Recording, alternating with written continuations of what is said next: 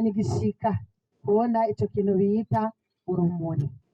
Abo ngaho i Buhiga mwari mumaze kugira amahirwe yo kurubona kuko no mu mwaka uheze waraciye ngaha kuri iyi stade, rurakoreraho n'ibikorwa vy'iterambere, baratwunganira.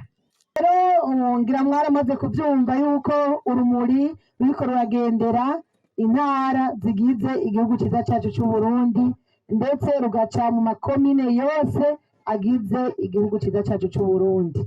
Uyu munsi rero rwagendeye intara nziza yacu ya Karusi. Twagwakiriye mu gatondo muri komine Shombo ku rugabano duhana na komine Giheta harya hakurya mu ntara ya Gitega, aho twaruhejwe n'indongozi zo mu ntara ya Gitega ziri kumwe n'izi ntwararumuri.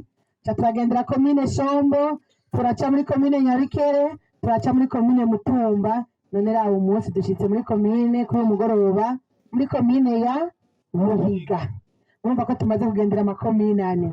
Rero n'umunezero ntangere mu ntara nziza yacu ya Karusi yo kwakira urumuri rw'amahoro. Urumuri rero ruze rutumurikire mu bikorwa by'iterambere cyane cyane. Rero natwe rero nk'abanyabuhiga turusanganire kugira ngo rutumurikire muri rya terambere rirama turiko turondera, turiko tugenda tugana. Twese mu runani turi hamwe, tuje twubaka Uburundi buzoba bwifashe muri 2040 kandi buzoba buteye imbere muri 2060. Nibaze ko natwe tudasigara inyuma. Rero twamaze kumva akamo vyoduteza imbere. Turahamagariwe rero kuyoboka indongozi zacu. Uru rumuri rw'amahoro, aya mahoro turimwo tuyakamishe iterambere. N'ikimenyetso gikomeye cerekana ko dufise amahoro mu gihugu cacu. Iyo dufise amahoro rero duca tukamisha ayo mahoro tukaja mu bikorwa vy'iterambere.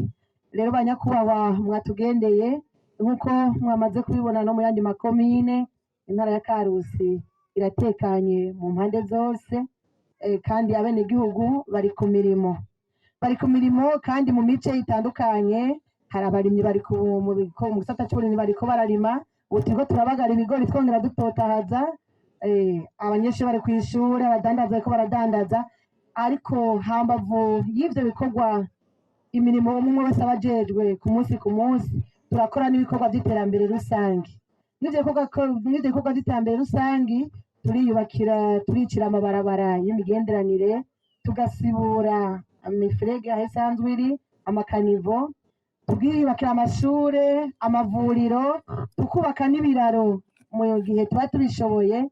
Ariko hari naho dusaba yuko leta itwunganira, kandi turabishima kuko hariho inyubako nyinshi tuza dufise ngaha twubakiwe na leta, cyane cyane biciye muri ca kigega fonike.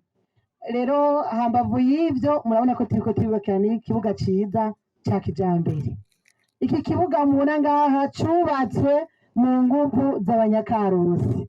Abenegihugu b'i Karusi twaratewe akamo ko natwe twokubaka ikibuga ca kijambere, hama turayoboka umugambi. Aha rero niho mubona tugeze. Tribune ubwugamo bwa mbere ni buriya dusa n'ababuteje harya, ariko munsi hariyo amashambre tutaraheza kubaka kandi menshi cyane. Twaramaze kubaka iyi clôture, twarashizeko amamire de soutenement, twarubatse ikinogo hariya kirote n'amazi. Ubu naho turiko turubaka iyi tribune igira kabiri, nayo nyene ifise dimension zingana, ipima co kimwe n'iriya. Nayo nyene izo rimwe amashambre nk'uko mwabonye iteguwe, tuzoshira kuri dale, hama naho nyene twubakiye amashambre. Nuko rero ibi vyose tubikesha abenegihugu b'i Karusi bo mu mico itandukanye.